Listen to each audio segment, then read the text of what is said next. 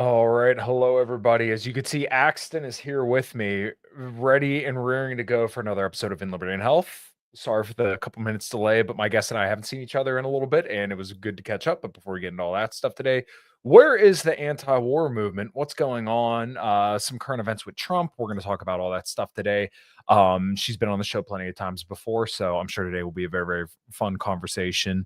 Um, but before we get into all that, make sure you go to all the links below to figure out where you can find my guest, everything she's got going on, myself, tigerfitness.com through all the links below. I'm going to be loading up on creatine pills here shortly because they're out of the Korea Pure creatine, which, is what it is. And it's kind of a little bit more convenient because I can take the creatine in the morning with all the rest of my pills or at night whenever I decide to get them in there. But yeah, tigerfitness.com through all the links below. Jeez. Target Fitness through the link below. Use code Kyle at checkout to get yourself some supplements that keep you all jacked and tan, all that good stuff. Fox and Sons, as you know, and Deem Fit through the link below as well. And without further ado, let's kick it off.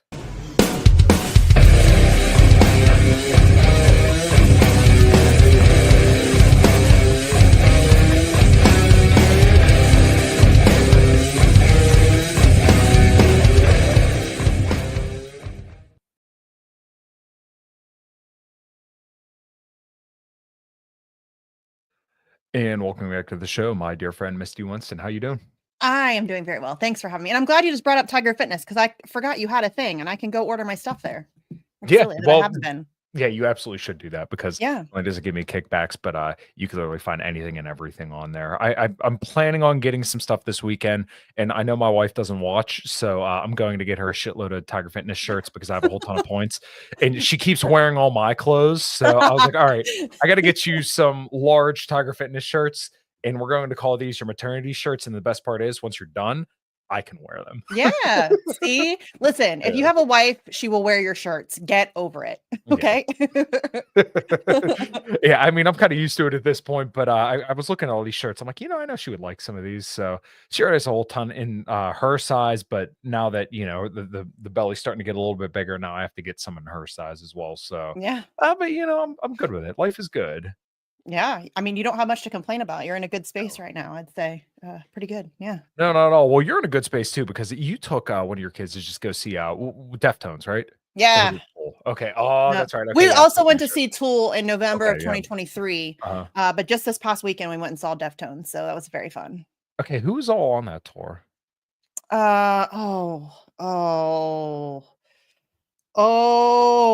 You asked me too fast. And I'm so hold on.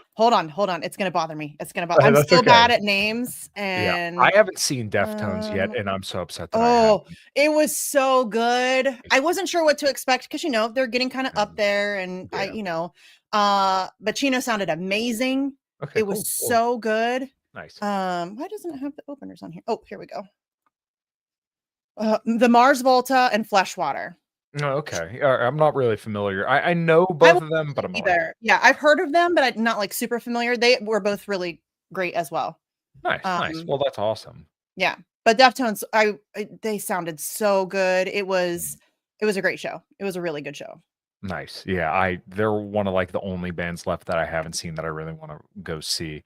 Yeah. I was gonna go see Killswitch Engage this weekend, but it's like $200 for 2 tickets. I'm like, Ooh.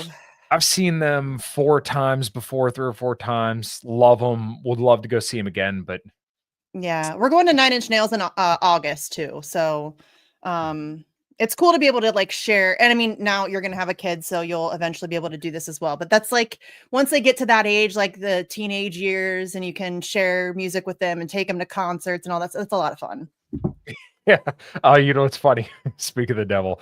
As a parent, this is my old man. As a parent, getting to take my boys to see Kiss was a blast. They were a little resistant, but ended up having a blast. Yeah, well, you know what? I still fucking love Kiss to this day. People can talk all the shit in the world they want about Kiss, but I'm not a huge fan of Kiss, but I did go see them. And they were on tour with Aerosmith years ago, like a long time ago. But they were really good. I think they made a really terrible mistake though, because they had Kiss go first and then Aerosmith. And so by comparison, Aerosmith seemed really boring. You know what I mean?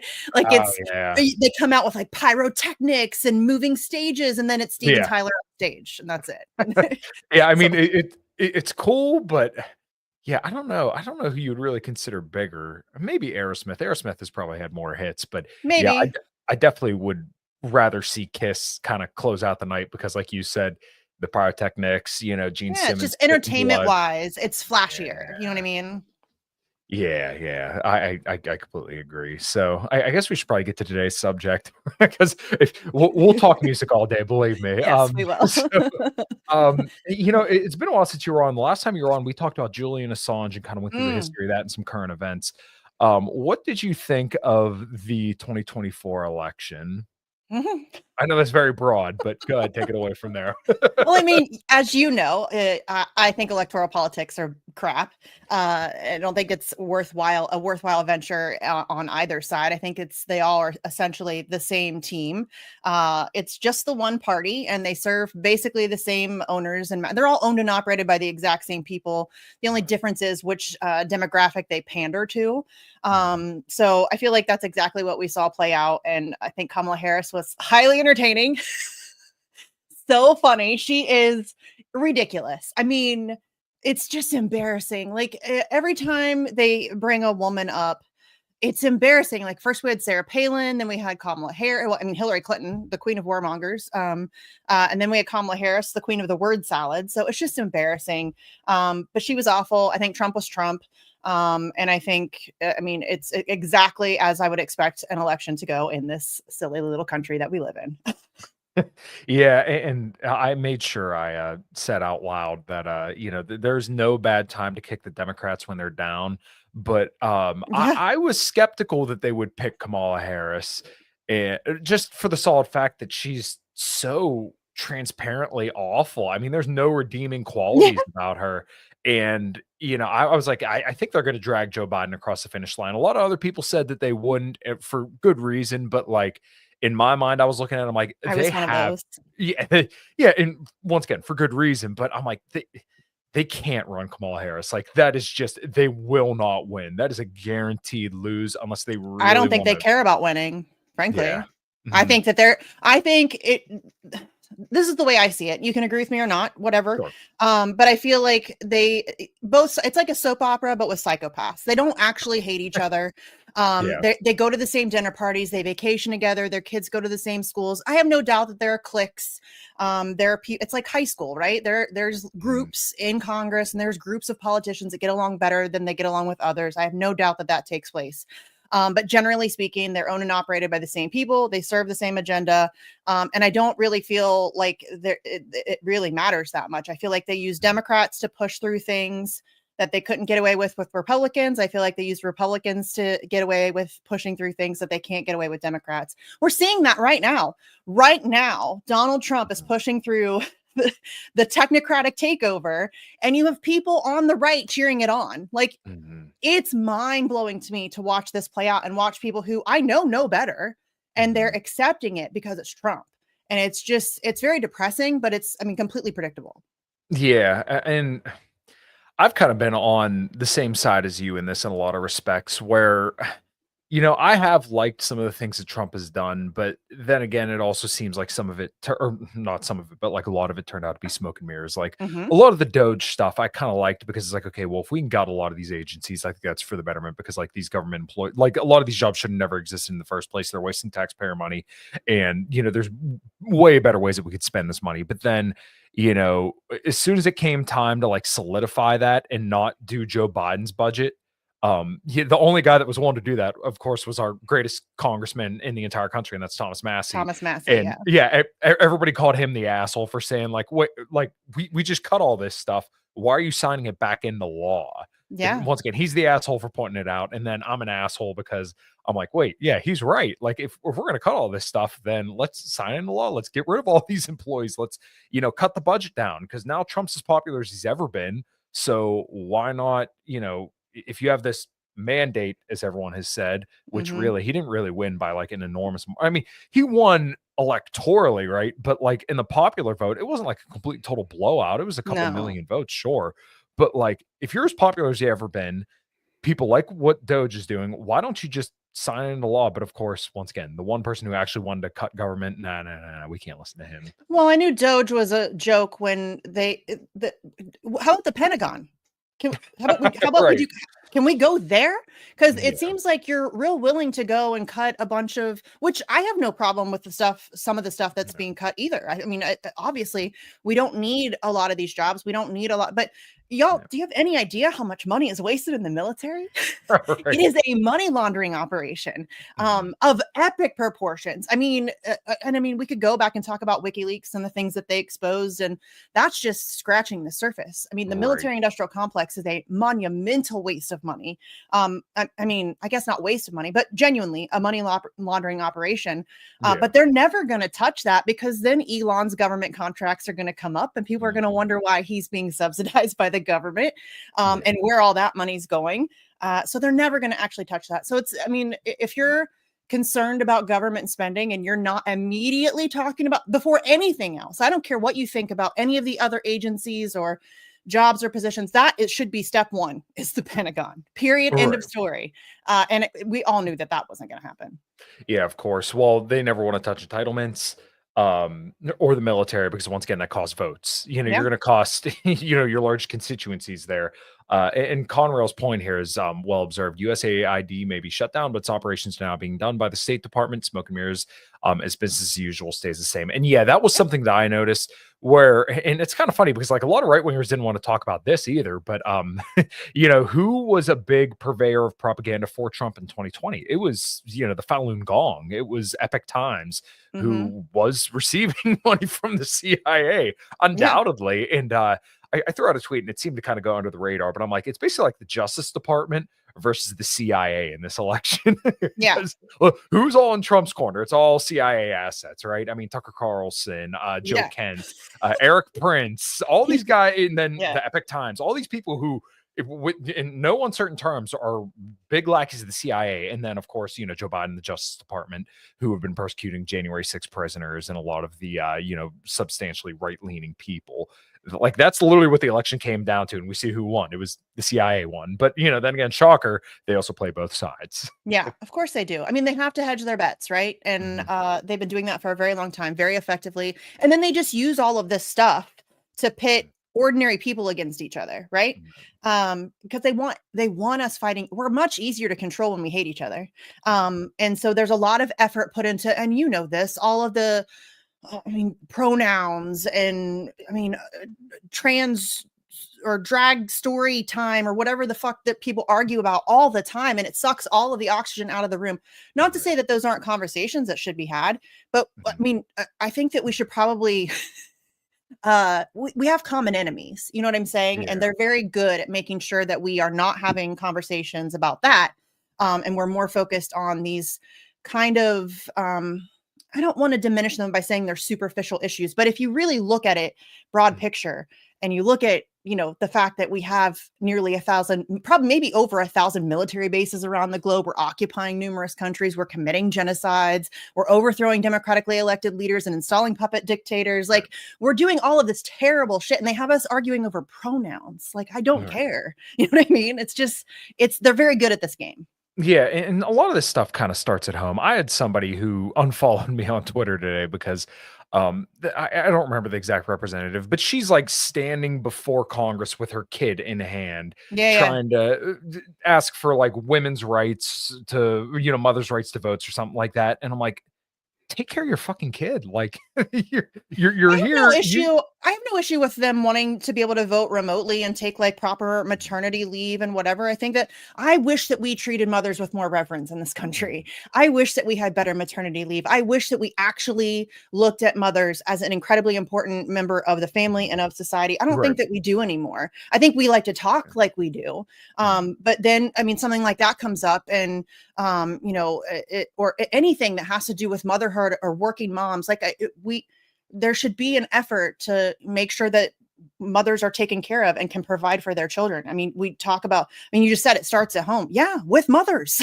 We need to take care of mothers so that they can take care of their families. And it's just, it seems like that has really, and I honestly, and I'll get in big trouble with the left for saying this, it's feminism, this new wave feminism that has completely destroyed all of the work that was done, really.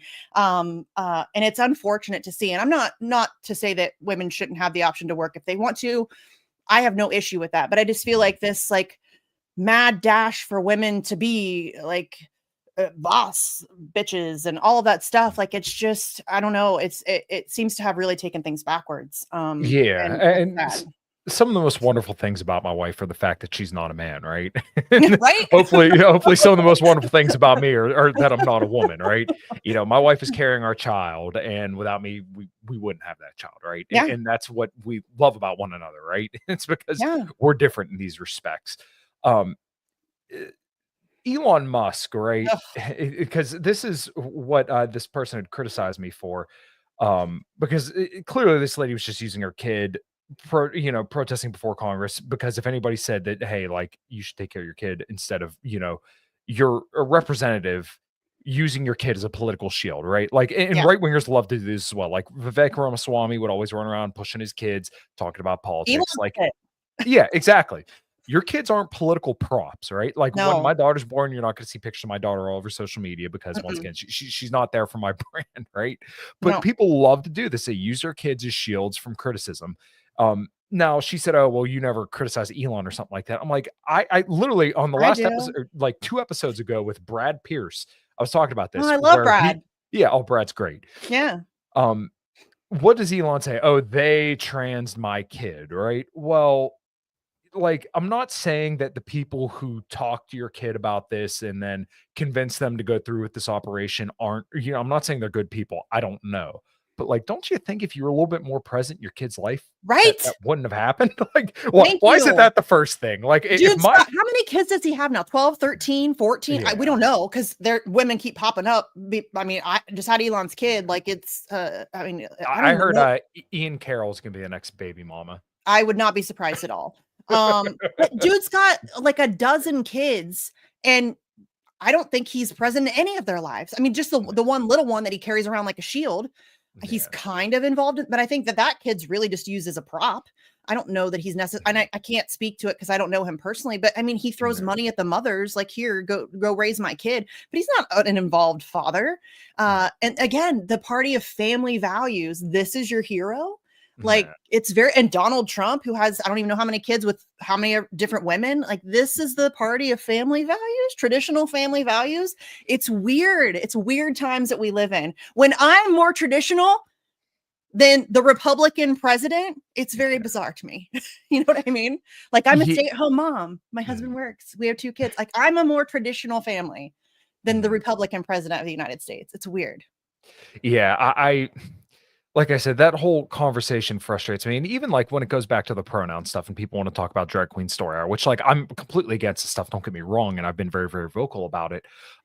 If you want to stop your kids from engaging in that stuff or from experiencing that kind of stuff, be present. Like, right? I think that comes first is that once again, if my daughter in the future turns out to be a heroin addict or something horrible, the first thing I would do Is look at yourself. yeah, what the hell did I do wrong? Because my wife and I are pretty straight edge, right? We've never smoked weed. I drink. She doesn't really drink all that much. Obviously, doesn't drink at all right now. But like, we've never smoked cigarettes. If that became of my daughter, I'd be like, what did we do wrong that made her feel like that was necessary? But instead, in this Elon Musk situation, it's no, they trans my kid. My kid is a victim in all of this, and I'm completely blameless.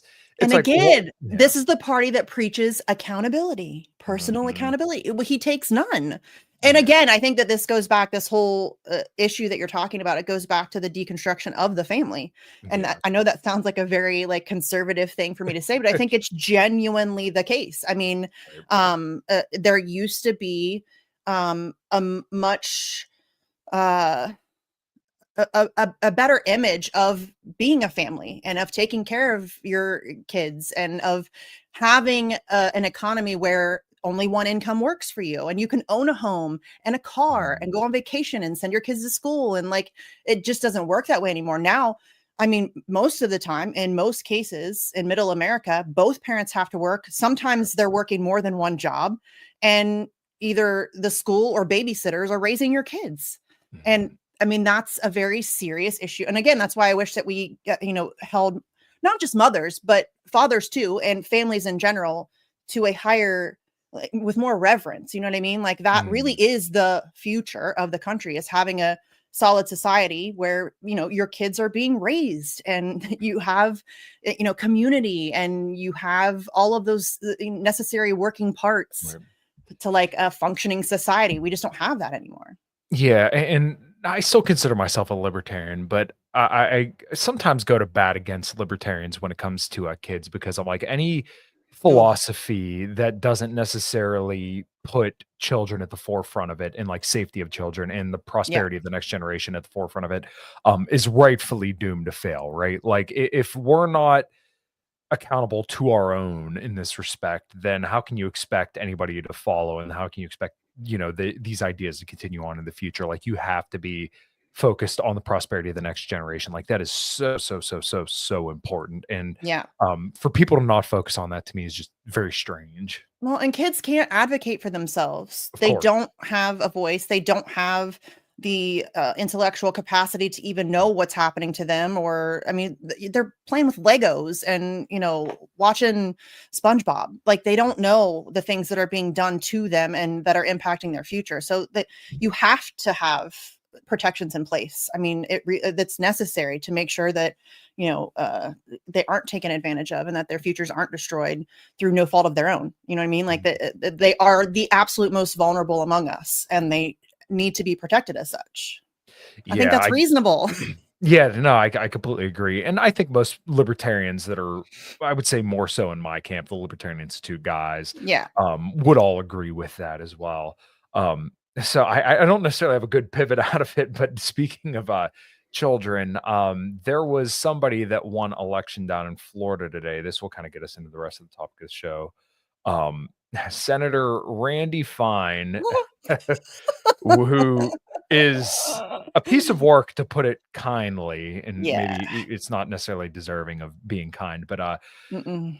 proud to have AIPAC's fastest ever endorsement. And for the haters who say they bought me, I have news for you. They had me for free. And I wish I had the picture of it up, but this is the same guy who also saw pictures of dead kids in Gaza. And I don't remember what he, oh, hold on. There we go. I don't remember what he said, but insane Zionist. And this was Yeah. somebody that Donald Trump ran to endorse. Good. Mm-hmm. I mean, this is okay. This is what bothers me about this situation.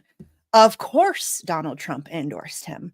This drives me crazy. People will be like, I voted for Trump, but I didn't vote for this. Yeah, you did. Yes, you did. Just own it. You cannot, and it's coming from people who I know better.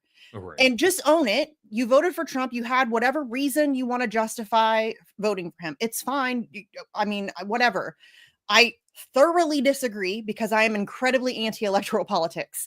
But just own it. You voted for this. Like, Donald Trump has never been shy about who he is. And it's not like you don't have historical reference for this. He was president for 4 years, y'all. You knew exactly. He's very boisterous. He says the quiet part out loud on a regular basis. He has been very open about the fact that he is in the back pocket of Benjamin Netanyahu. He has been very open about the fact that he is fine with going to war with a potential nuclear power. And, you know, with Russia and China for Israel. He wants your sons and daughters to go die for Israel. He's never been shy about that. This is not up for debate. And people are like, yeah, I voted for him, but I didn't vote for this. Yes, you did. Just own it. Like, if you voted for Donald Trump, you voted for him to endorse people like Randy Fine. That's what you did. And it's just the lack of like accountability. Just take accountability for it. Like, I mean, maybe you feel bad about it now. Maybe you know, you don't have to agree with everything that he's done, but just, you can't pretend ignorance. He's not shy about who he is. And so that's just, it is what it is. There's always been something funny. There's a group of people who will say, oh, well, people deserve to get punched in the face because they voted for endless Browns to come over here and assault people. But then when Trump passes anti-Semitism speech laws and endorses Randy Fine, endorses Warhawks, people are like, oh, well, I don't like this. I didn't vote for this. It's like, oh, You can't have it both Yeah, ways. Like, you cannot have exactly. it both ways. And especially when, like I said, this is not like out of pocket. This is not Right. out of character. This is who Donald Trump has been out loud for a very long time. Like there was no ignorance of this. You just can't, especially when I see it. I mean, I'm not going to name names because I don't, it's not about personally attacking anybody. And a lot of these people I like as people. But you can't, I know you know better. Like, you're very smart people. You know what I mean? And I know that you're in tune. You're not like some schmuck who, watches 15 minutes of mainstream media and calls yourself informed. Like, you're very in tune, dialed in. You follow this stuff intensely. I know you know better. So, saying I didn't vote for, you did though. That's exactly what you voted for.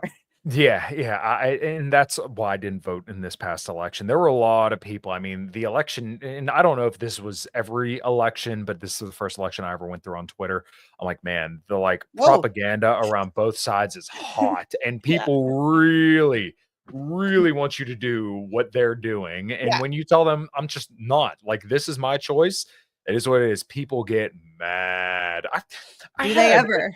there's someone that I guess you could say is in my family, called me like a liberal the other day. I'm like, Oh, really? Like, I'm a I got liberal? this the other day. Yeah. I get it on a regular basis from both sides Yeah. because I'm not interested. I don't care Yeah. about your team. I think you all suck. Or not you all, but your people, all of your people suck. I don't care if Yeah. it's Nancy Pelosi, Donald Trump, Mitch McConnell, Chuck Schumer, they all suck. Right. And I don't do electoral politics. I'm not interested. I think it's a waste of time. And so both teams hate me immensely. And Mhm. they don't like that they can't pigeonhole me. Like the other day, I criticized Democrats. Somebody posted something about they think that so-called progressives only hate Democrats because they grew up in conservative homes and they were brainwashed. And I'm like, Mhm. no, I grew up, I mean, very apolitical house. My parents didn't really pay that much attention, but I would say fairly liberal. And I hate Democrats because they're corrupt, corporate owned warmongers. Yeah. And somebody fired back and like was trying to call me a Republican. And I'm like, no, like, you can Try check my again. feed. It's free. You can go and check my Yeah. feed. I criticize both sides very equally. Mhm. For the 4 years under Biden, I was harsher on Democrats than I was on Republicans for obvious reasons. And now that it's Trump, I've kind of switched and I'm more harsh on, but I criticize them all. I don't like any of them, but they cannot stand it when they can't put you in a box. Mhm. Yeah, exactly, because people want you to be in their nice little categories Mhm. here. So, the one other thing that I wanted to talk to you about when, we're kinda kicking Republicans in this, metaphorical aspect was, Mahmoud Khalil. What were your thoughts when that story first broke? Um, I mean, it's not surprising at all. Um, it's I think what's happening right now is terrifying. I think that, we're seeing uh and free speech is something that I am very passionate about. Of course. So watching people get arrested for, I forget the other person's name. Shit. There was a woman who was arrested. I'm so bad at names and I apologize. I forget I names know who you're all the talking time. about. I'll see if I can find it. Uh, I forget names all the time. It doesn't matter. I will forget your name. I'll remember your face, but I will forget your name. But for writing like a very mild like essay, uh, and we're arresting people for that. Like, it's crazy to me. And the right's cheering it on. The people who for years have been mocking the safe space on college campuses are now demanding a safe space on college campuses. Like, Yeah. we live in the upside down. What is happening? It is so crazy to me. I The I remember pretty thoroughly. I quote tweeted it the other day, but Josh Hawley, the guy who wrote a book on masculinity, quote unquote, and I don't even use that word because every single time someone uses it, they're just trying to manipulate you. Yeah. He's confront. I can't remember who it was, but he was like, college kids, Jews on college campuses don't feel safe. You know who doesn't feel safe? Palestinians. They have literal bombs Right. dropping on them. Some words, really? That's what we're upset about is some words? Like, it's just as you can tell, this is a quick subject to get me really fired up. Yeah. But it's so crazy to me that the people who have been talking about how they support, you know what I have found as a free speech activist? Nobody actually supports free speech. Very few people who actually support free speech are unicorns when you find them. And when you find them, I have like latched onto these people and like I hold them dear because it's so hard to find somebody who is genuinely in support of free speech. Most people want free speech for themselves and want to silence anybody they disagree with. And that is the most frustrating thing to me. It is the most frustrating thing. And that's what we're seeing right now. The hypocrisy of the right is once again on full display. Okay, yeah, her name was and I completely agree. It's so frustrating because they're using this language, "Oh, terrorists." Like, they were calling you a Yes. terrorist because you wanted to send your kids to school and because you didn't think that Yes. wearing a mask would stop spreading COVID. Like, you were a terrorist for that a year ago, and Yeah. now the people who are terrorists are the people who are saying, "Maybe we shouldn't fund Israel." And, hey, maybe dropping 2,000-pound bombs on babies, like, maybe we shouldn't do that. That's And kind of now, bad. yeah, I don't we know. can yeah, now you Well, could be arrested that's strictly what's so for that. frustrating about it is Right. that people, have you not learned that when you allow it for somebody else, it will come for you? Like, do you Yeah. think that this ends with college kids who are in support of Palestine? It does not. This No. is the further erosion of the First Amendment.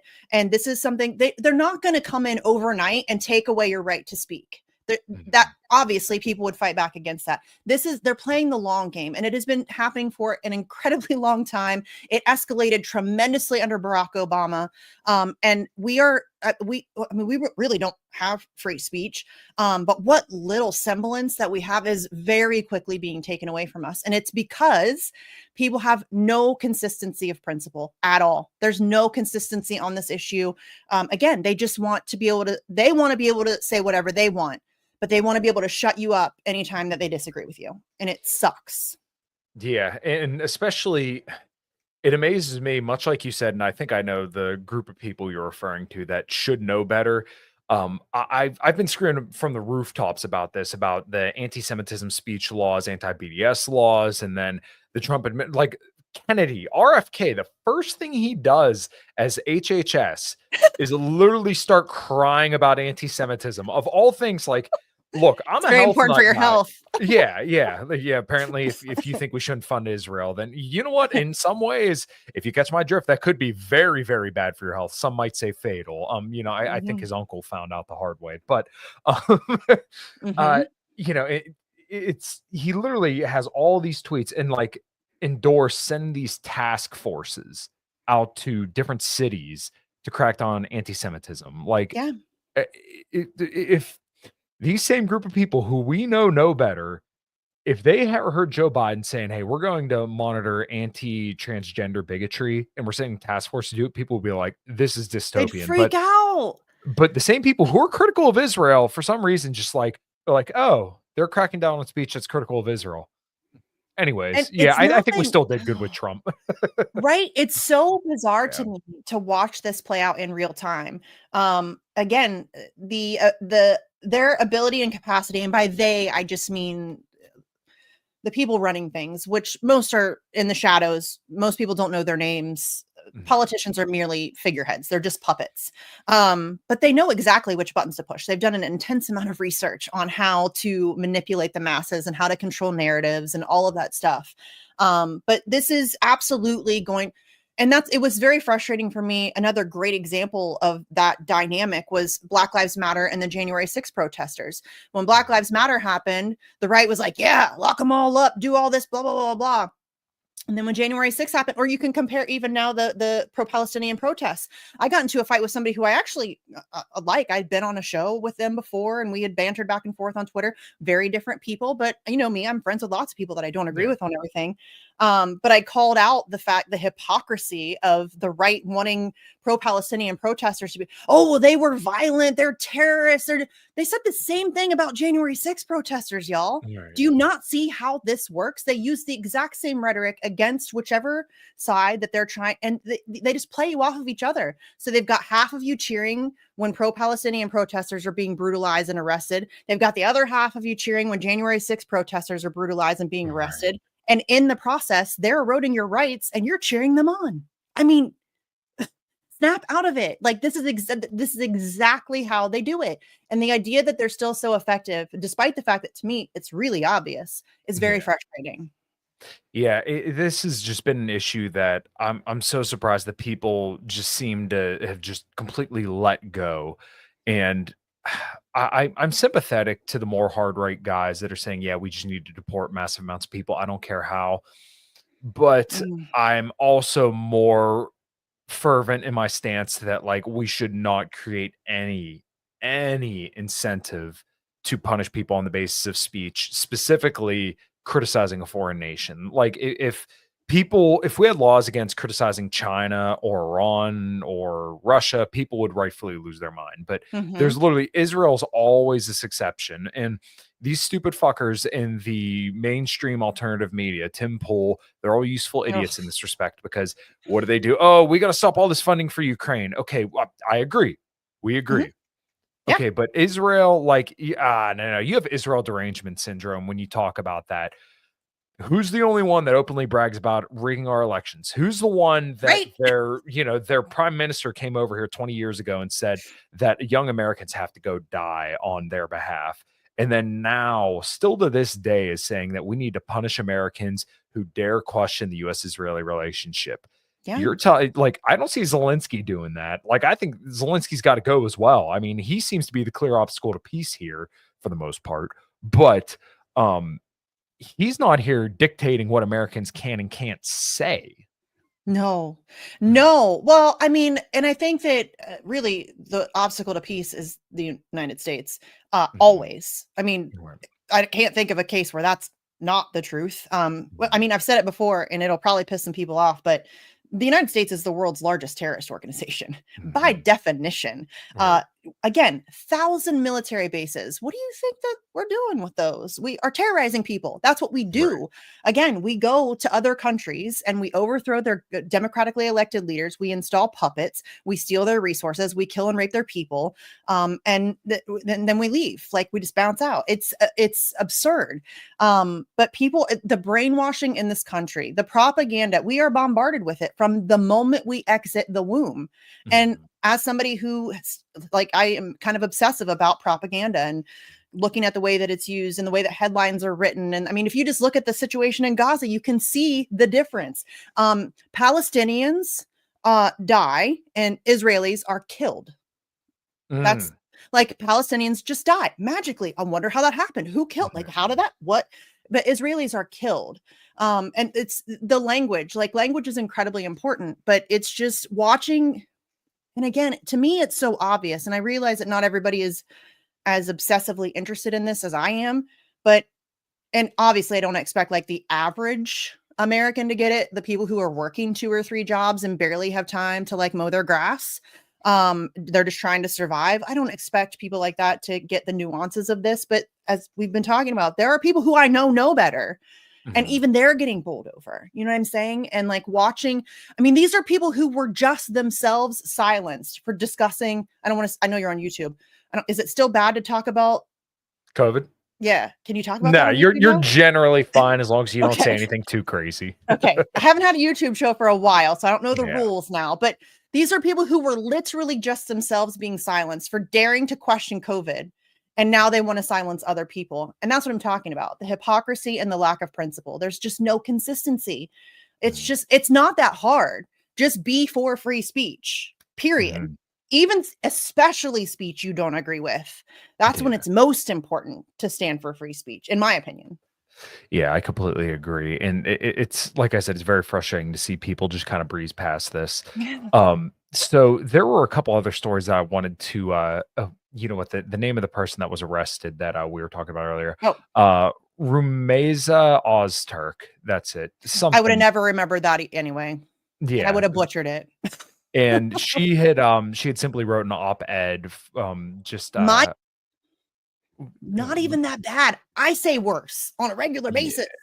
Let me see. And she was arrested, disappeared. Federal agents arrest Tufts student speech as part of crackdown on pro-Palestine speech. Rameza Ozturk was targeted by pro-Israel groups for co-authoring an op-ed calling for Tufts to divest from. Okay, so she only called for basically like divestment. BDS. Once again, not boycott. even BDS, just divestment. There was no, Right. I don't think there was any talk of boycotting or sanctioning in that op-ed. I don't know. I read a lot of stuff, so I could be wrong, but even just that, and it was very mild. I do remember that. It was very mild. Like it wasn't even that strongly worded. It was pretty basic stuff. And shout out to Dave DeCamp. I love him. But yeah, and again, if you think that this stops with people here on student visas or whatever, you are fooling yourself. It's and especially with the Israel thing, this is not new. Years ago, I remember a story of a speech and language pathologist, an American speech and language pathologist, losing their job in Texas for refusing to pledge allegiance to the state of Israel. That's crazy. And that's not a singular story. There's been so-called anti-Israel anti-Semitism, and the anti-Semitism thing drives me crazy too, because it's manufactured.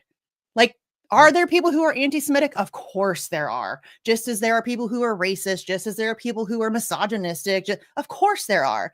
But they have conflated being anti-Zionist and anti-genocide with being anti-Jew, and that's just not. It's not the same thing. And again, the language matters, and they're trying to. What I find incredibly disgusting is Israel is hiding behind the cloak of Judaism to justify genocide. And I can't think of anything more repulsive, because Zionism is a disgusting, genocidal, maniacal, political ideology. Judaism is a thousands-year-old religion that most people practice peacefully across the globe. And the two things are very separate, but they are hiding behind a cloak of Judaism in order to justify their genocide. And it's so despicable.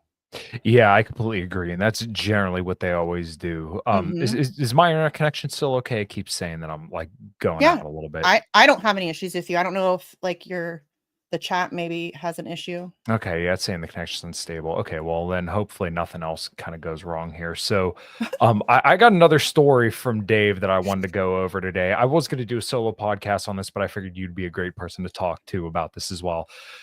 Hegseth orders Pentagon to focus on preparing for war with China over Taiwan. And I know you're familiar with some of these figures that are in the Trump administration, much like I am. And one of the lead proponents of this strategy is Elbridge Colby, who somebody that I respect, who's done my show before, has done another show of mine. I really like this guy, was saying we need to get Elbridge Colby in there, who is explicitly called for war with China. Before we read in the article, any thoughts initially? I mean, again, this is people want to call Trump the peace president. I'm sorry, what?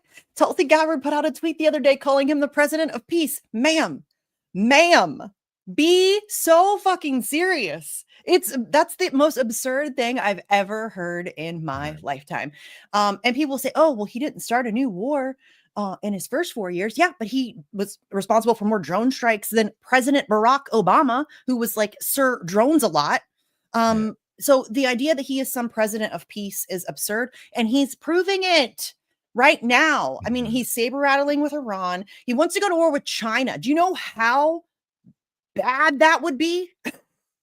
Really, really bad. So yes, I mean, this is what you voted for. Just own it. This is what you voted for. Yeah, Lyle Goldstein, I know, has run like some of the war games for it, and it's like within the first month we'd lose thousands of people. For sure. And they never factor in the risk of escalation. Apparently, I can't say that word. But China and Russia would immediately come together. Iran would join them. Lots of countries would join them because everybody hates us. Everybody. Right. You know what I mean? Even our allies secretly hate us, but they're just afraid of us. So they're nice to us. Exactly. Wandering Ginkgo here. He said, exactly. Tulsi's one of the biggest BSers out there. And specifically, this really became apparent when you saw her do a complete and total about face about the war in Yemen, where Trump is now, we're doing an excellent job at drone striking Yemen, the poorest population or the poorest country over in the Middle East, right? Where she called Trump out back in 2018 and 19, saying that Mm-hmm. Trump's funding a genocide there. And all of a sudden that it can benefit her to not say anything about it.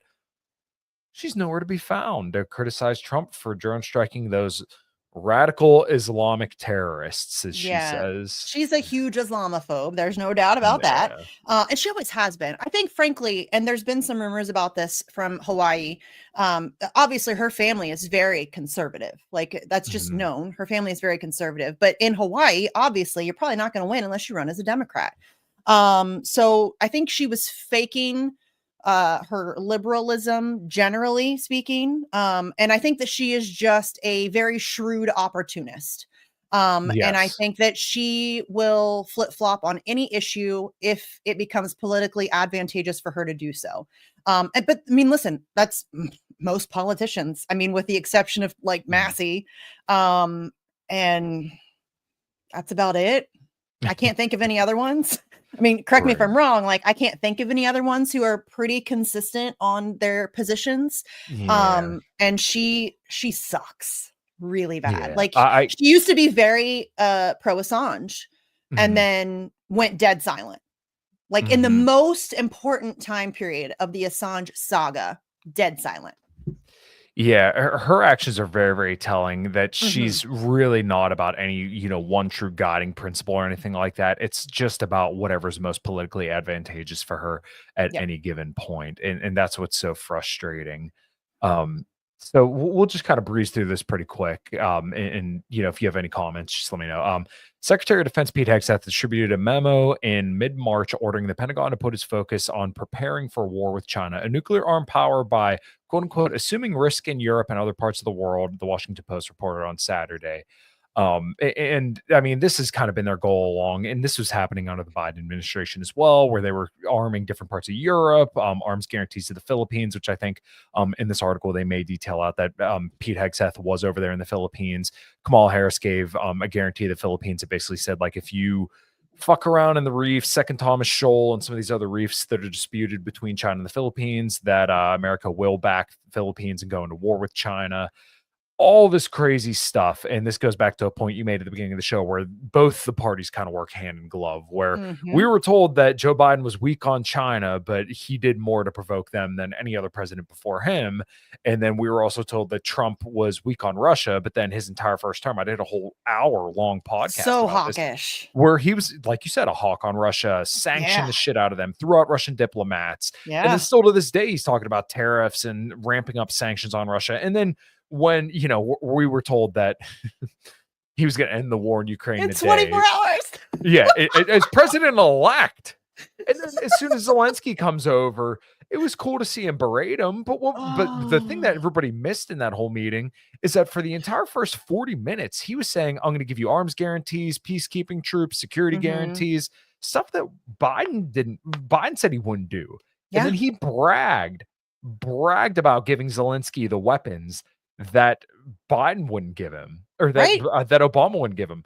But we're supposed Trump's to believe that. hugely Yeah, responsible for that whole situation kicking off. He exactly. flooded Right. Ukraine with weapons. Yes. Nobody talks about that. Nobody wants to Mm, talk about, well, I mean, people like you and I do, but Trump yeah, supporters, Trump voters, MAGA, they don't want to talk about that. But he was right. hugely influential in kicking all of that off. And now suddenly he's going to be the guy that ends it. Come on. Oh, it's so exhausting. It really Yeah. is. Right. I completely agree. It was so frustrating. And like I said, everybody bought onto that, but I'm like, you guys can't be serious. Like the guy who bragged about how tough he was on Russia is going to end the war in a day, and now he's Right. saying he's pissed off at Putin. Like, give me a fucking break. Yeah. The Post didn't publish the full memo known as the Interim National Defense Strategic Guidance, which I don't know if that's the same thing as the National Defense Strategy, which they publish every couple years, but said it outlines in broad and sometimes partisan detail the execution of President Donald Trump's vision to prepare for and win a potential war against Beijing and defend the United States from threats near and abroad, including Greenland and the Panama Canal. So there's probably a lot in there. If you want to comment on any of that, go ahead. I mean, Listen, I think, frankly, China's always been the final boss, if you will. I think Russiagate was merely a placeholder. I think that we kind of had that built in. I mean, since the Cold War, Americans have that sort of built in underlying fear of Russia. I think just subconsciously, a lot of people, especially of a certain age, have that kind of underlying fear of Russia. And so I think that they knew that we hadn't been propagandized enough against China just yet in order to justify ramping that up to that level. So I think Russiagate was just a placeholder. They needed us to hate somebody. They needed a villain. So Putin worked. And so I think that that's really what the whole Russiagate situation was about. But I really think China's always been the final boss. So I think that that's really what all this is about, is just trying to, and you've seen since Russiagate, you've seen the increase in anti-China propaganda. And listen, I'm not saying I'm a fan of China. I think that some of what they're doing, I mean, Jesus, if you look at the videos from China, and like their rail system, high speed rail, and their cities are incredibly clean, and they've nearly eliminated extreme poverty, and like they're doing some things right. Meanwhile, like my road is nothing but potholes. Like it's major cities in this country are trash. They're disgusting. It's filthy. Like it. So they're obviously doing some things right. But I'm not saying that like I'm a big pro-China person. But you can see the way the anti-China propaganda has been exponentially ramped up, because that's what they're building to. They want you afraid of China. Because they need to justify going to war with China. And so they're just playing that out in real time. And if you pay very close attention, you can see it happening. Yeah. And if you can hear the way that people think about China and tell that people have been propagandized just by the way they talk about it. Oh, we get this cheap Chinese junk. And it's like, really, that's not the case anymore. It might have been the case, 20, 30 years ago. But I mean, China's a manufacturing powerhouse now. I mean, their EVs are way better. I'm an EV technician, an electric vehicle technician. Their electric vehicles over in China are way more affordable. They're way nicer. They have way more features for like a quarter of the price. So I talk about this ad nauseum, but I am in love with the GMC battery powered Hummers. I think they're just incredible. It's $120,000 for one. I can't, that's more than my house. The house that I'm sitting in right now, that is more than my house. I work on those things. I can't afford them. But if I lived in China, I'd be able to get like a BYD or something else like that. Like clearly China's doing for their own people what the US did for its people back in the early 1900s, where they're starting to experience an economic boom. And, now they're not this, crazy dystopian, state that people think they are. And people are like, oh, communist China. They're not communist. No, they're more capitalist in the US at this point. Yes, they are incredibly capitalist, but that works because they used to be communist China. And so there's this underlying fear in the American brain, in the American subconscious, that you have to be terrified of communism, and China's communist. So you got to be afraid of China. And that's unfortunately, it's effective because people don't know better. And most people are too busy to look into it and realize that they're being lied to. But I have friends that live in China. I mean, you can go and look on the internet and find videos in China of the things that they're doing. And their hospitals are insanely high tech. I mean, they've got these crazy x-ray machines like on the ceilings that are like swooping by and like taking test results to different rooms. And it's so efficient and effective and clean and all of that stuff. And then, I go to my hospital and I have to wait 9 hours to see a grumpy nurse who's going to give me some Advil and tell me to go home. Like it's crazy to me how, frankly, they're just so much better than us. You know what I mean? They really are. Yeah, they've really done a lot for their population where we just the US has not. No. And they mentioned Greenland and the Panama Canal. I don't know how serious this whole annexing Greenland and Canada deal is. It's insane. It is. And we can't even take care of like what we got going on. That's my whole point. We're supposed to make America great again. That's what Trump says. Why are we worried about these other countries? Leave them the fuck alone. Once we can figure out, I keep saying this about the whole immigration conversation as well. Like, I don't want to hear about people coming into this country. I don't want any more people coming in until like the average American who is born here taken care of. Right. Taken care of. They could raise a family. Yes. If my wife wants to stay home and raise our daughter and, more kids after that, and I can save, I can afford a new car and all my bills, and we're getting by, don't get me wrong, but, like, until we're comfortable and not worrying about shit, I don't wanna hear I don't wanna hear anything about foreign aid, And I don't wanna there's hear anything about no annexation, yeah. reason why we can't have that. There's no Right. reason why the vast majority of the American population can live comfortably. We can absolutely do that. It is a political choice Yeah. to not do that. And that's what's so frustrating. But again, we can go back to what we were talking about earlier. China Yeah. doesn't have 1,000 military bases across the globe. They're not Mhm. extending themselves militarily. This Right. is how empires fall. This is not me making this up. We have historical reference for this. You overextend militarily, you refuse to take care of your own people at home, and you self implode. That's Yeah. what happens. And it's happened numerous times throughout history. And the United States is an empire in decline right now. I think probably we're well past the point of no return. Mhm. And that's sad. But it's of our own doing, it's our own fault. Yeah, exactly. So, like you said, it's entirely preventable Yeah, essentially at this it point. was. Well, it Not was, sure it yeah. is now. But basically, like, a lot of these issues could be fixed if, Yeah. if there was the will to do it, but there's no will amongst the elite, if you will. Mm-mm. Yeah. The Pentagon has considered China the top threat facing the US since the first Trump administration, but the Post report said that the memo is extraordinary in its description of the potential invasion of Taiwan as the exclusive animating scenario that must be prioritized over the potential dangers, reorienting the vast US military architecture towards the Indo-Pacific region beyond its homeland defense mission. So I just want to highlight here, when they say Indo-Pacific, they actually mean the, like, Asian continent, like over Mhm. in the basically the Taiwan Strait. That's Yeah. what they're referring to. They're referring to China, right? The Yeah. Asian continent, not the Indo-Pacific, the Asian continent, all of Asia over there, which is Yes. their business. And you know this just as well as I do. Taiwan is 70 or 80 miles away from China.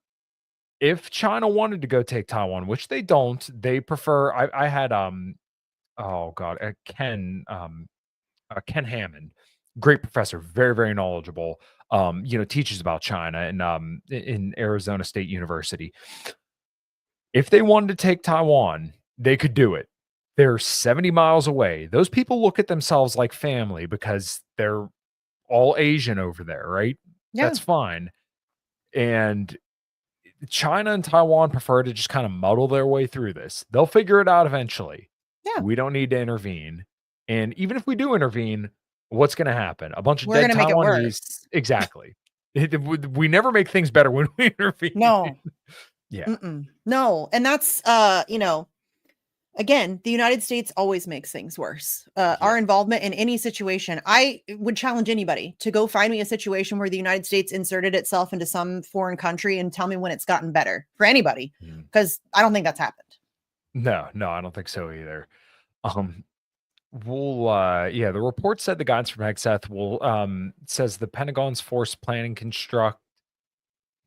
I must have read that all wrong. The report said that the guidance from Hegseth says the Pentagon's force planning construct will consider conflict only with Beijing when planning contingencies for a major power war and leave the threat from Moscow largely attended by the European allies, which, I don't think they could really handle that. And even at that, I mean, there's like propaganda, subtle propaganda in there as well. Yes. What Putin threat does, from Moscow? yeah, What threat from Moscow? thank Seriously, you. like this whole thing where Putin wants to take over the world. How? Again, who has 1,000 military bases across the globe? It's Mhm, not Putin. This idea, and again, not a big fan of Putin. I mean, I realize my Twitter handle is Conrad Misty is Putin's buddy. That's a mhm, joke. Based on a Jimmy Dore bit, actually. But and listen, Putin was incredibly patient. I right, don't have that level of patience. My guy told us for 8 years, you better stop, back off, get the nuclear weapons off my border. I've had enough, or I'm going to have to mhm, respond. And for 8 years, and really for even longer than that, I mean, and between the Maidan coup and like there's so much going into yeah, that. And Putin has never once, at least as far as I'm aware, has never once stated that he has any intention whatsoever of taking over the globe or taking over Europe. I think right. Putin is just trying to take care of Russia.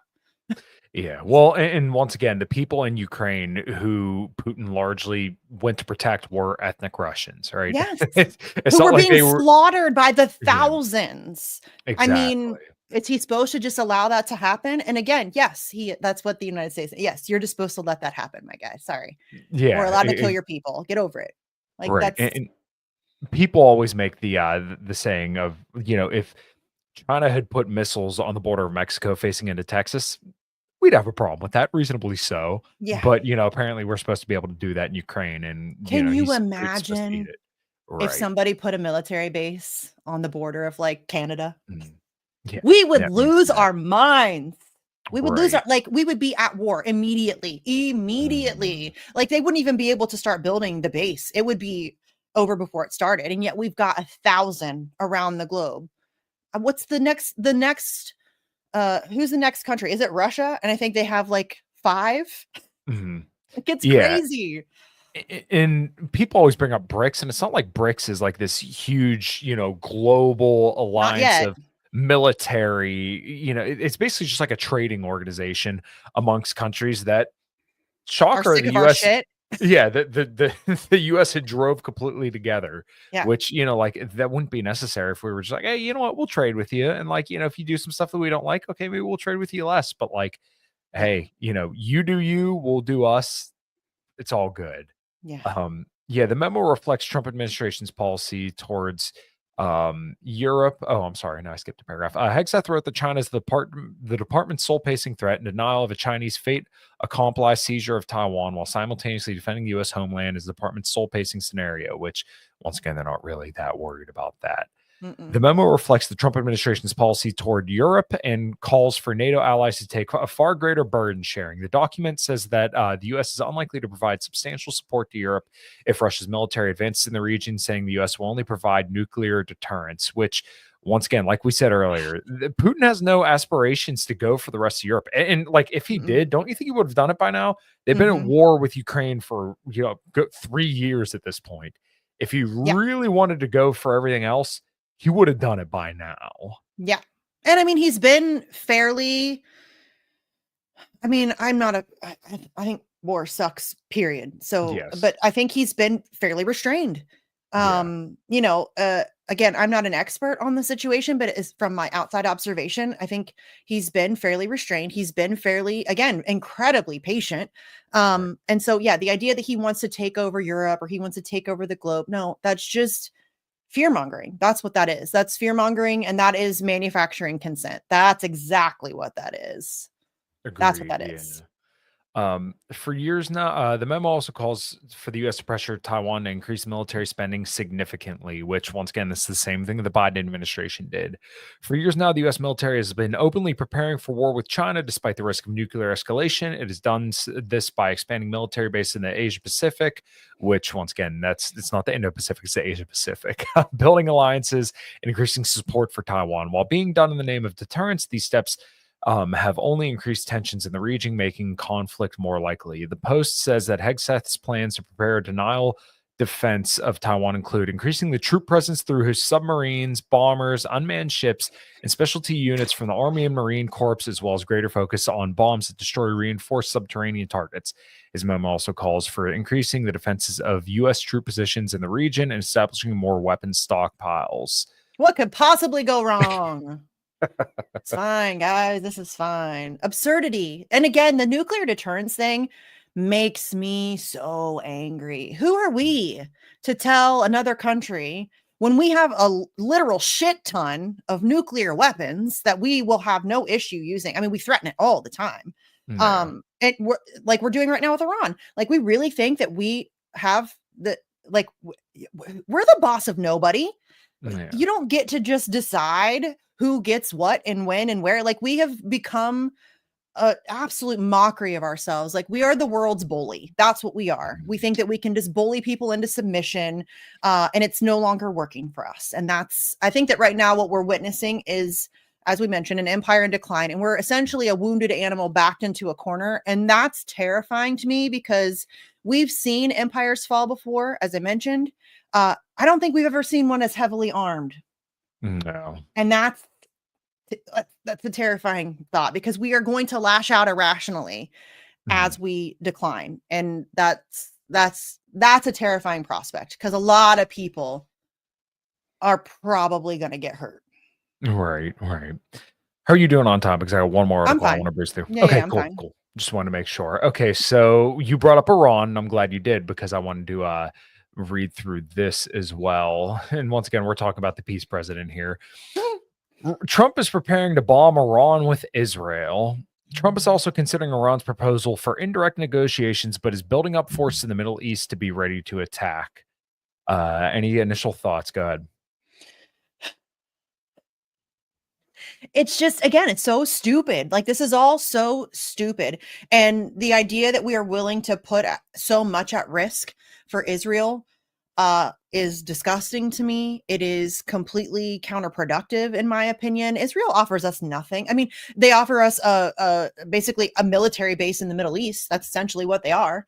An unsinkable aircraft carriers, they call it. Yeah, I mean, Kennedy even said that out loud. So, I mean, it's, at least they're open about it, right? At least they're now just saying it out loud. But you know what? We wouldn't need that if we weren't bullying the entire globe. You know what I mean? If we weren't causing chaos, we wouldn't need to have all of these military bases. We wouldn't need to have, I mean, peace through strength. Like, that's just such garbage. It's not strength. Yeah. This isn't strength. Like, this is the opposite of strength. Like, running around bullying people like a little schoolyard twat who can't control his temper. That's what I mean, it's repugnant the way that we conduct ourselves, in my opinion. I think globally we are a joke. Most countries are laughing at us, and rightfully so. We are a disgrace. And it's sad, because it didn't, again, like we said earlier, it didn't have to be this way. But it is now. And I think that's, it makes me really, when you look at the United States and the potential, it's really depressing that we have chosen such a self-destructive path. Yeah, I always say I have a lot of faith in the American people, but not the people, yes, at all. Yeah, not the American government at all. It's embarrassing. The people are incredible. Yes, the people are incredible. So, just a little like side note anecdote. I'm going to nerd out a little bit. So, and I have severe ADHD, which means I have like really weird niche obsessions. And one of those happens to be weather, in particular tornadoes. And I love watching tornado videos. I love studying tornadoes. I love all of that stuff. Right. And so I sometimes I like to watch foreigners react to tornado videos, because they're blown away. They don't deal with it. So they're blown away by the size and the force and all of that stuff. And I can't tell you the number of times I've watched one of those videos, and somebody from Poland or Egypt or wherever, in seeing the aftermath, are blown away by the way that Americans come together. When something awful happens in this country, you will not see stronger, to use an overused term, solidarity anywhere in the world. I will die on that hill. Like, I think the American people, and it sucks that it takes a disaster for us to come together, but you've seen it time and time again. It's not just tornado. I mean, after 9/11 or after, Hurricane Katrina or whatever, we come together like nobody else across the globe. And so I have a tremendous amount of faith in the American people, but our government is failing us hard. Yeah, I agree. And I want to share this story, because this goes hand in hand with what you just said. A friend of mine, unfortunately, who played in a band called 156 Silence. They're like a hardcore band. I grew up with this kid. We used to hang out all the time when he was probably like 12. I was 15 or 16 at the time. His name was Lucas, and he passed away last week. And I couldn't believe it, but thank you.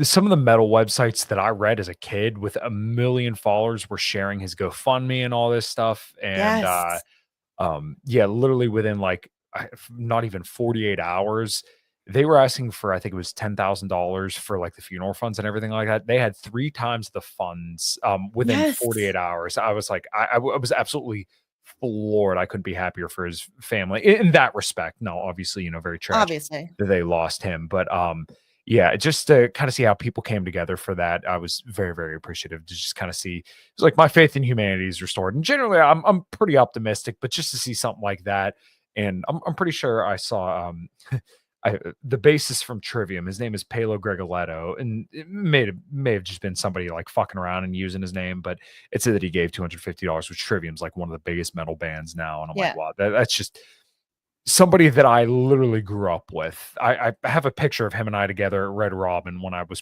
probably like 21. Um, to just know that people will come out of the woodwork to make sure that his family's taken care of. That just it's absolutely beautiful. And much to your point about like tornadoes and stuff like that. One of my coworkers that I work with, a dude who's I think 58, went down to North Carolina. I think he gave a vehicle to somebody down there and was, doing aid and stuff like that over the summer. So, yeah, people are always there in this country for other people when absolutely need be, and it's an absolutely beautiful thing to think about. Yeah. Yes, and I think that we see that on a regular basis. I mean, GoFundMe's, which I hate that GoFundMe is necessary.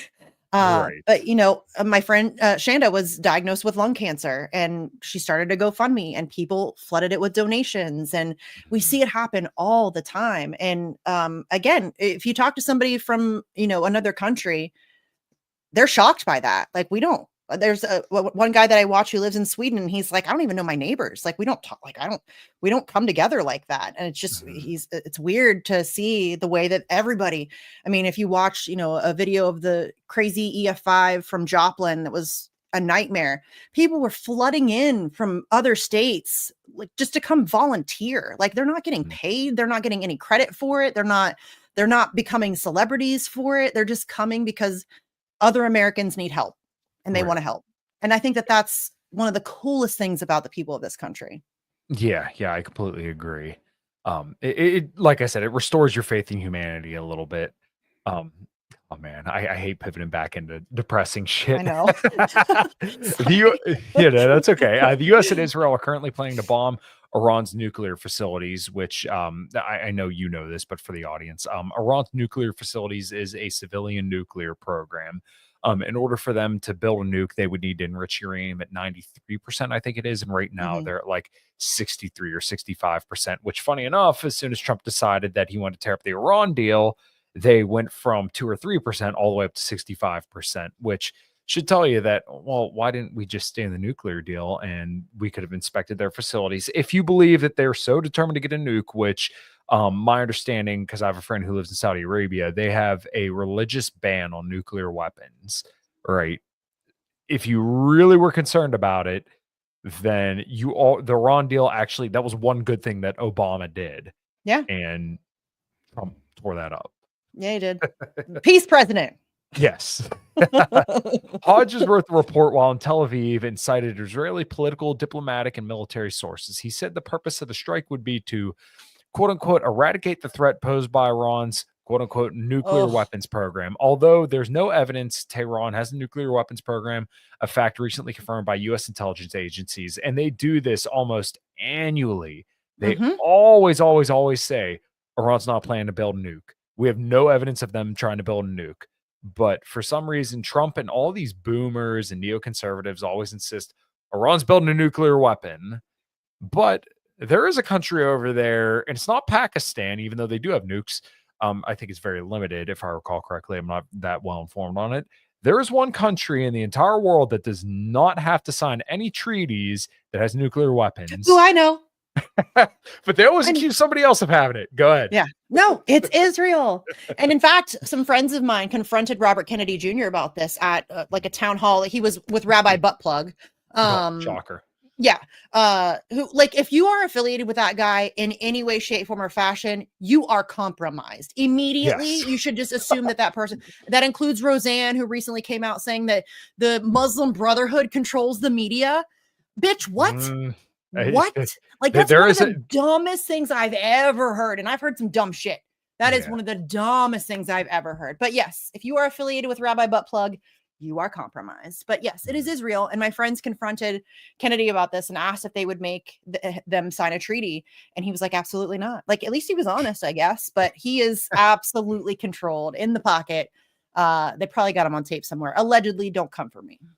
Yeah, I could completely believe it, especially when you tour around with a rabbi butt plug, like you said. And Well, he was friends with Maxwell and Epstein. He's a self-confessed sex addict who cheated on his wife and kept diaries of his conquests, so much so that she ended up killing herself. Maybe. We don't know if she actually killed herself, but I mean, maybe in an Epstein situation. But yeah, is it really that far-fetched to believe that he's blackmailed by Israel? And same deal with Pete Hegseth. I mean, for how crazy of a Zionist that guy is, and the guy who's had 3 divorces and, has I cheated would on be all of his wives. shocked if they don't have him on tape. Yeah. You Yeah. know what I mean? I mean, Pete Hegseth isn't a bad-looking dude, but I'm just saying with how much of a crazy Zionist he is, Yeah. I could totally believe it. And it's like, oh, these 100. guys always just they love Israel so much. It's Weird, just, right? yeah, it's very, very strange. And the Roseanne, it Ugh. was funny. She came out and said, oh, these people are blaming the Jews for everything. Well, that's kind of convenient for somebody whose parents were Jewish as well. And once again, I'm not putting that any which way, but I'm just saying it's kind of convenient when that's kind of like you were born into that, and now you're saying, oh, you dare question the Israelis here. Yeah, All she's right. definitely got a lifetime of brainwashing under her belt. There's no question about it. That's why Yeah. I often say that, in my opinion, right now, one of the Yeah. most important voices is the anti-Zionist Jewish voice. Yes. Because that's where it's at, because they need to be called out by their own, because they don't accept criticism from the outside. They're above you. They think that Zionists think that they're above you, and Right. your opinion doesn't matter. But other Jews coming out and demanding that they cease this genocide, I think, is incredibly powerful. Obviously, it's not powerful enough to stop it, but it has been, I think, powerful enough to drastically increase the criticism and the criticism of Israel and the support for Palestine, which is good. Yeah, I agree. Your voices, Aaron Mate, Dave Smith, who, I disagree with his decision on the election, but ultimately is Yes. very good on these issues. Aaron Max Blumenthal and plenty of other names. I don't know if I said Max Blumenthal and Aaron Max Blumenthal and Dan Cohen have a fantastic documentary film. Max has written a book. Aaron's dad is fantastic on this issue, Gabor Mate. Oh my God, he's so good. His ability to say calm is something I don't possess. But he's very calm when dealing with Zionists, and he's very kind of zen. I think that's his jam.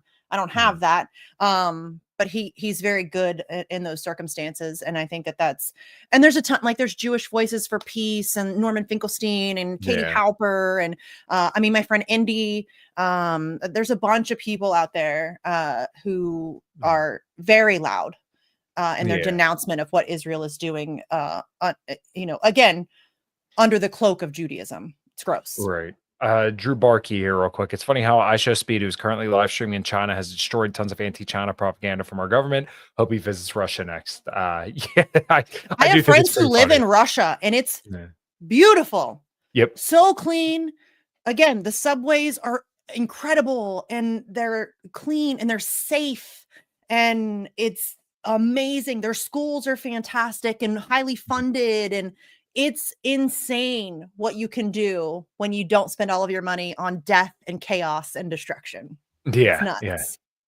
A senior Israeli diplomatic source told Hodges that Trump's presidency offers the best time to hit Iran. Shocker.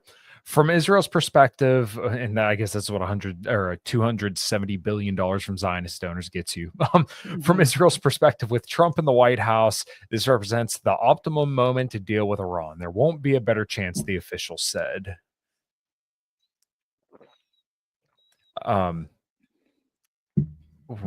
Trump recently threatened to bomb Iran if a nuclear deal isn't reached, which there was, and he left it. And he has reportedly given Tehran a 2-month deadline, which would end at the end of May. Iran responded to Trump by rejecting direct talks in the face of increasing U.S. pressure, but Tehran has offered to hold indirect negotiations. If you got anything? No, go ahead. Okay, cool.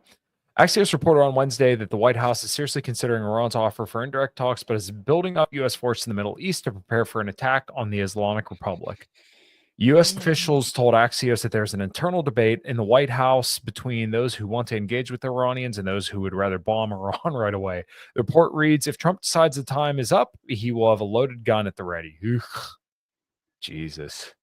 Yeah, absolute insanity. And I, you know, I don't know how realistic a war with Iran is. And I know that you know this, but like Iran has always been characterized by great restraint, and Yes. you But they know, don't fuck around either. you're right. They're not just gonna take it sitting down. Right. And Mm-mm. you know, they took the, you know, the death of Qasem Soleimani. You know, Mhm. Israel has always assassinated their officials. They never take credit for it, but But they know. We all know. yeah, I We mean, all it's know. yeah, they know, we know, they know that we know. Yes, it's the It's thing. exactly that. They know that Yeah. we know that they know that we everybody knows. Yeah, Yes. but nobody comes out and takes credit for it. Well, and again, going Yeah. to war with Iran is not just going to war with Iran. Like, Right. other countries are gonna jump into that. There's no Mhm. question about it. This is World War III. Yeah. Frankly, I think that we're already in World War III. I think it's Mhm. just slow simmering. Marshall McLuhan, who's like the godfather of propaganda study and media study. If you haven't heard of him, you should go check him out. He's fantastic. Mhm. But I'm going to butcher this quote. World War III will be an information war fought guerrilla style with no gray space in between like the civilians and the military. Like there it's just gonna like Mhm. it's everybody, and so we're already in that. Like we're already in an information war. I think war has Right. changed drastically. It's not you know, it's not just bombs anymore. There's a lot of the propaganda stuff and the cyber attacks and the stuff that isn't the traditional style of war. And I think that we're already in that, and it's been simmering for a long time. Unfortunately, I think there's going to be like a hardcore tipping off point. I hope not, but Mhm. I'm not sure it's avoidable at this point with the psychopaths in control. These motherfuckers are talking about going to war with Iran. Why? Right. For Israel? Like, really? That's what we're going to do? We're going to kick off World War III, which will absolutely guarantee that thousands upon thousands of Americans will lose their lives Right. for Israel. Go fuck yourself. Once Absolutely again, not. it's what 100 or you know, over $200 billion in donations gets you. That's Yeah. exactly what it is. Yes. And Trump Recent. is bought and paid for. Miriam Mhm. Adelson owns his ass. Yep. Owns his ass. And by the way, the Adelsons were behind the spying operation on Julian Assange. They were Mm. behind oh, you didn't know that? No. Yeah. So Wow. when Julian Assange was in the Ecuadorian embassy, Sheldon Adelson, who is now deceased, yay, good, that's a good one, Yeah. See. funded the spying operation on Julian Assange in the Ecuadorian embassy that was funneled through UC Global, which is a Spanish security firm, Mhm. who was initially hired to provide security for the embassy and you know some other things or whatever. But they were very quickly co-opted by it was a CIA operation, but funded by Sheldon Adelson. This is not me making this up. There are court cases. One in New York. There's one in Spain that's currently ongoing. Mike Pompeo was implicated because he was the director of the CIA at the time. But they were spying on Julian Assange and all of his visitors, including, by the way, American citizens, journalists. They were stealing their devices, not stealing, but confiscating their devices when they went to visit Julian Assange. They would then clone them. There were microphones in the women's bathroom, all kinds of stuff. And that was funded by Sheldon Adelson, who was a Trump mega donor. And now his wife Miriam is also a Trump mega donor. So he is definitely uh, corrupt. He is Yeah. owned I mean, 100% I compromised. I think my only wish after hearing all that is that Benjamin Netanyahu's prostate tumor is as strong as the influence Team of tumor. Israel. Yeah, I'm on team tumor here. Team tumor. um, let's finish this up. Recent okay, yeah, recent US deployments to the Middle East have included additional aircraft carriers, additional air assets, and sending more B-52 bombers to the US base on Diego Garcia in the Indian Ocean. According to Haaretz, the buildup is the largest offensive US deployment in the region since October 7th, 2023. US buildup also comes around or amid a heavy US bombing campaign in Yemen, which we wouldn't have to do if Israel would be put on a leash, which Trump launched on March 15th. The president has tied the airstrikes to Iran, saying each Houthi attack will be blamed on the Islamic Republic, even though U.S. officials have acknowledged the Houthis act independently and have their own domestically produced weapons supply.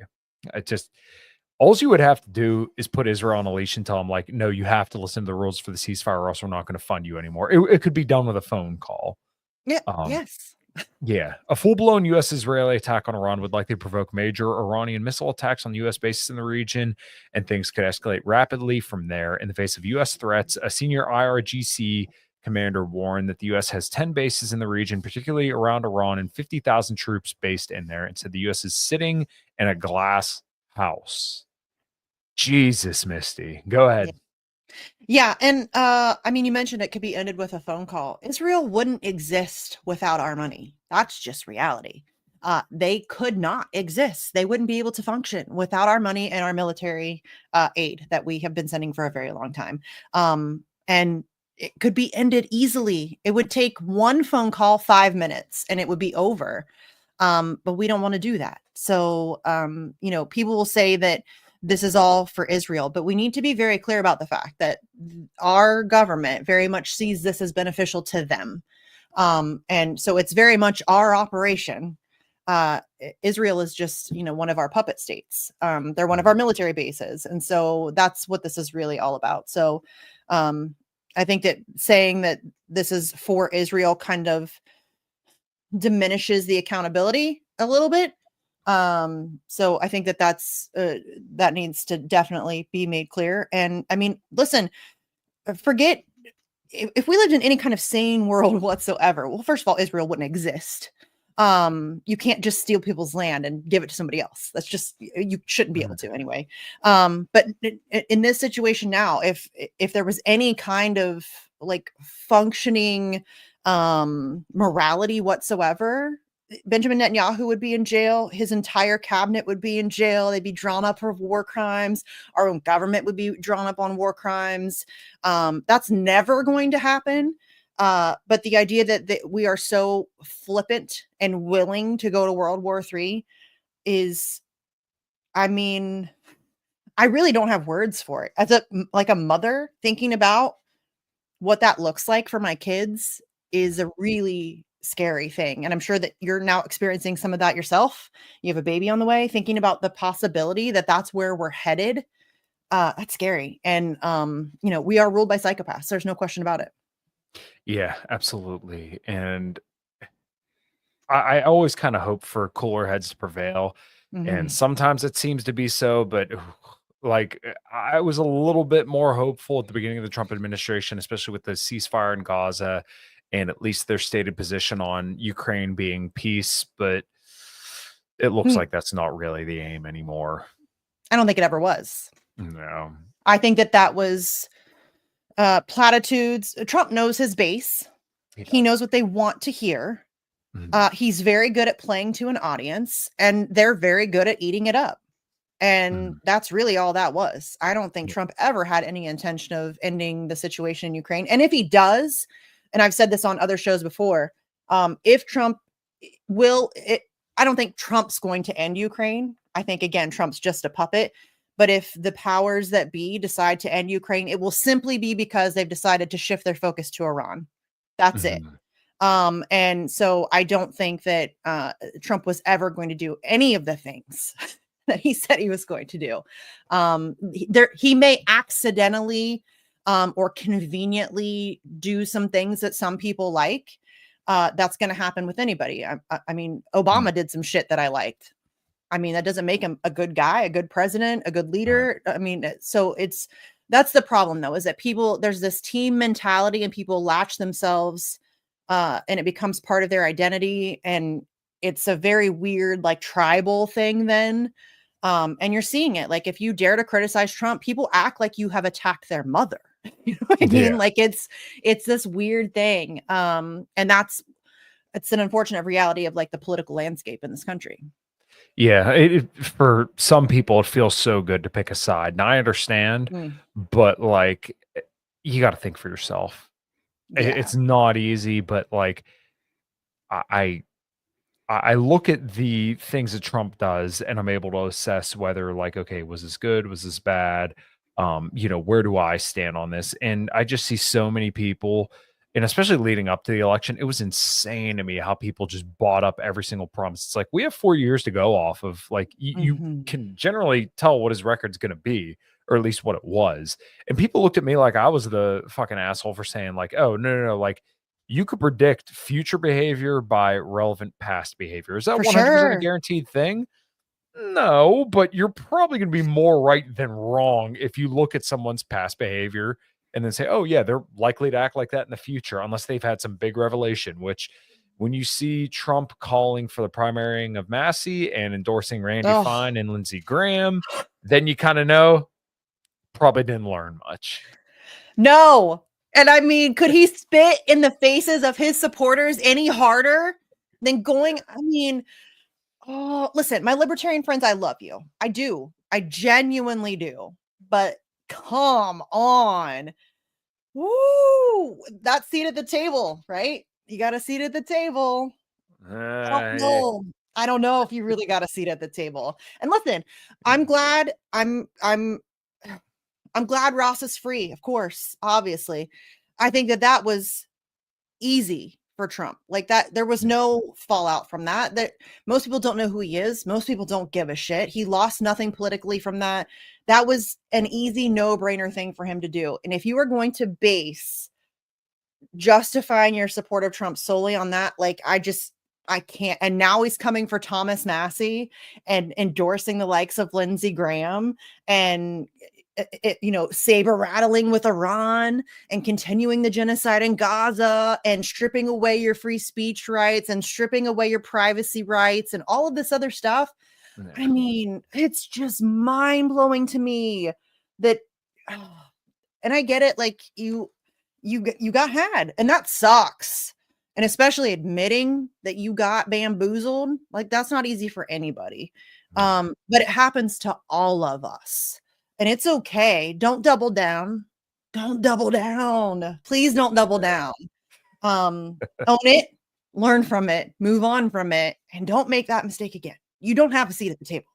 You do not. Yeah, I it amazes me the amount of people that are like, "Oh, no, we have a seat at the table. No, He's you don't. listening to us." Everybody, there's this very, very weird phenomena with Trump this time around where it's like everybody's trying to claim credit for the good things, but nobody wants to be associated with the bad things. Like, "Oh yeah, no, this is a libertarian thing that's going on that Trump's doing right now, and this is because of us." I'm like, No, no, it's I not. think I think there may be an aligned interest here or there, but Mhm. like for the most part, this is just because either Elon wanted this done, the neoconservatives want this done, or the Israel lobby wants it Yeah. done. Like there are all these influences on Trump right now.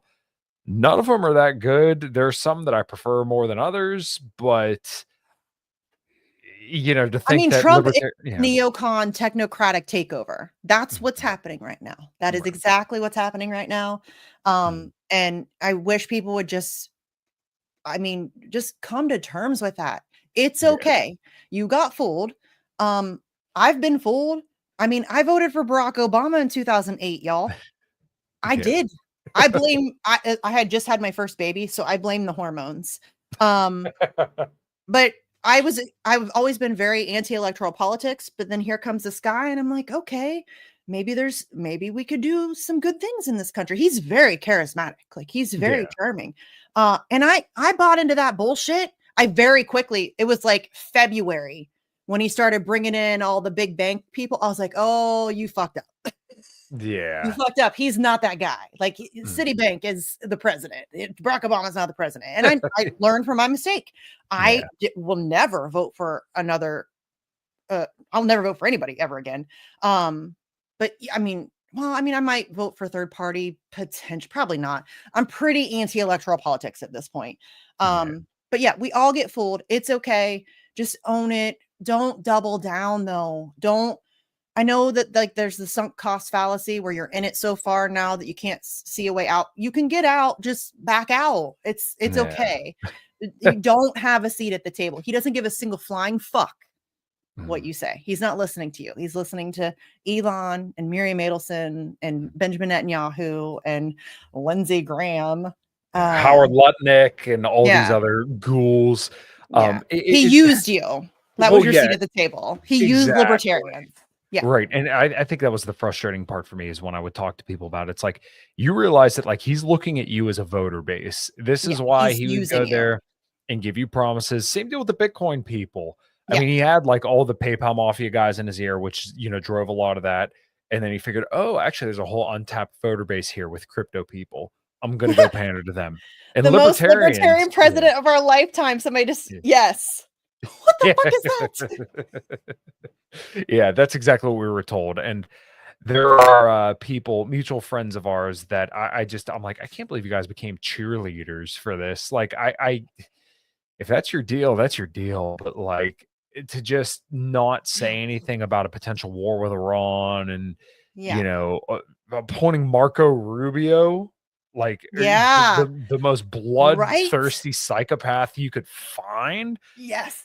Like, that's a good point. And somebody, I think you mentioned Dave Smith earlier. Somebody also mentioned him in the comments, saying that if Trump goes to war with Iran, I'll apologize for the rest of my. You should apologize anyways for voting for him. It was not a good choice. Right. But and listen, I like Dave Smith. He is good on a great many. When he went on Joe Rogan and laid the truth out about Yemen, that was beautiful. Like, that's a huge audience that would have never heard that.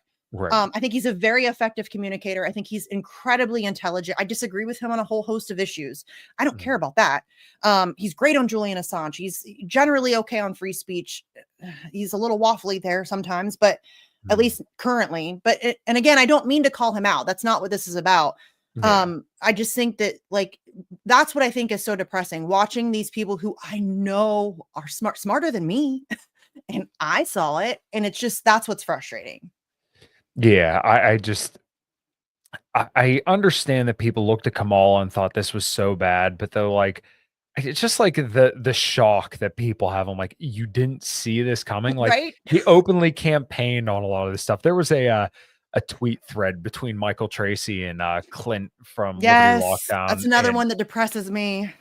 Yeah, Clint and I had a little bit of a falling out, because he was throwing out just basic neoconservative platitudes. Oh, he does China flew a spy balloon over our country. I'm like, dude, you're so much better than this. And he blocked me over it. But he blocks a lot of people for stuff like that. It's like an instant block. Yeah, when we met at the Anti-war rally a couple years ago, me and him shared some Crown and stuff.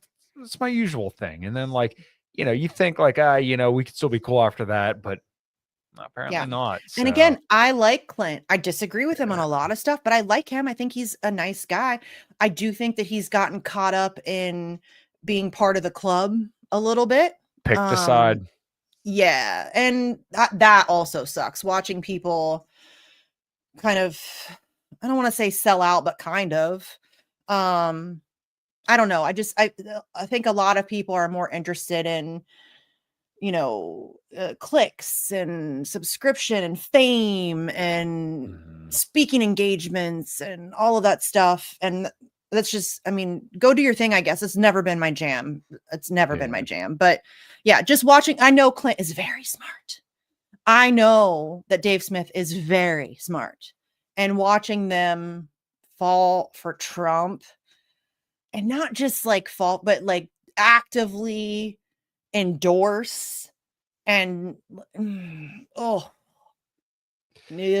gross. It's gross. I know. I unfortunately agree, and I do like them quite a bit. Yeah. So, anyways, I think we've been going for quite a while, Misty. I greatly appreciate you doing it. No, that's great. I'm very, very glad you come on such short notice.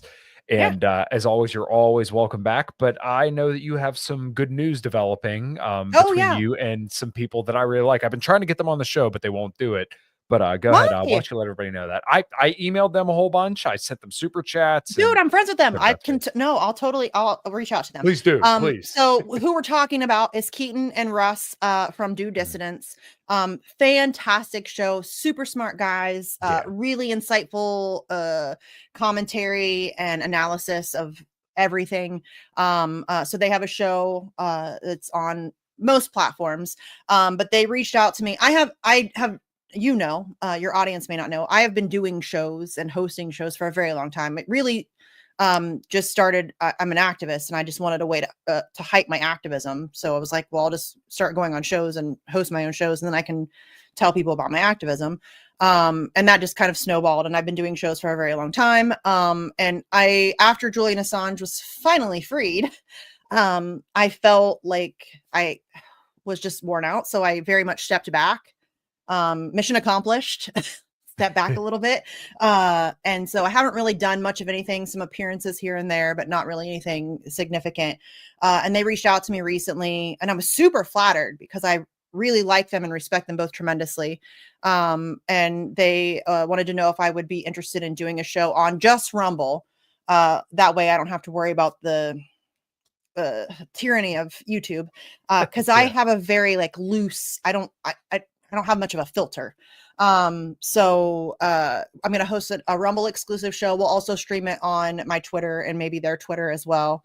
But it'll be Rumble exclusive. It'll be on Wednesdays. It's going to start either late April, early May. We haven't really figured out all the details yet. So we're going to be meeting next week with their tech guy to iron out some stuff. And we've got to get like a logo, and I don't even have a name for it. Like we don't really have a lot of details yet, but more details will be coming. But that'll be starting at the end of the month or maybe beginning of May, just depending on how that all works out. So I'm very excited to do it. It'll be on Wednesdays at 7 p.m. Eastern on Rumble. And I'm excited to get started and jump back into it. It's been a while since I've really done a regular show. So I'm pumped to do it. Obviously you'll be welcome there, and I will definitely reach out to them. They will come on your show. They will. Yeah. I promise. I figured they would, but yeah, they will. Connor had turned me on to them, and I really wanted to get a show set up because this is like another thing for Connor as well. He was like, okay, us four, me, him, and then Keaton and Russell. Yeah, I would love to have them on, and Yes. I watch your show quite a bit. So yeah, they're awesome. So no, that's awesome, and I'm really looking forward to you hosting a show again. It feels like there's been a little bit of a missing space out there, right? Yes, name my big mouth. It'll be back. Yeah. From my buddy Chris, Comrade Misty, when you coming on my show? He runs a Fountainhead forum. I don't know. When do you want me to come on your show? yeah, he's a good dude. Okay. He'll have to shoot you a message and set that up. I figured if I don't follow, I will look to see if I follow you on Twitter. I'm a terrible follow backer. But I have my DM shut off because if you know my Twitter experience, I get a lot of trolls. So I have my DMs shut down. So if I don't follow you, I don't think you can DM me. But I'll check to see if I don't forget. Kyle can remind me. I'll check to see if I follow you, and then I'm happy to come on. Cool. Yeah. Cool. All right. Well, Missy, go ahead, give your plugs, and we'll wrap her there. Just the Rumble thing will be starting end of the month, beginning of May, or you can just follow me on the tweeters at Sarcasm Stardust or X, whatever the fuck you want to call it. Oh, and just really quickly, obviously underneath my name, it says Free McBride. That's David McBride, Australian whistleblower. He is currently, he just had an appeal hearing recently. He is, I really hope that he gets out. He was sentenced to nearly 6 years for telling the truth and exposing Australian war crimes. So if you guys could check out his story, if you could donate to his fundraiser for the appeal, I really hope that goes through and he actually does get released. He shouldn't be in prison. He's not doing well. There's been death threats, all kinds of crazy stuff. So just familiarize yourself with David McBride and please support however you can. All right. Well, Missy, thank you so much. And everybody, make sure you go check out her stuff and check out her new show whenever she starts getting rock and rolling on that, because as you could tell, she will run an absolutely fantastic show. And of course, I did do her radio show when she was on TNT. So there's plenty there. I'm sure there's a huge backlog if you want to go catch up on anything that Missy has going on. So, all right, everybody, thank you so much for listening. Until next time, take care, everyone.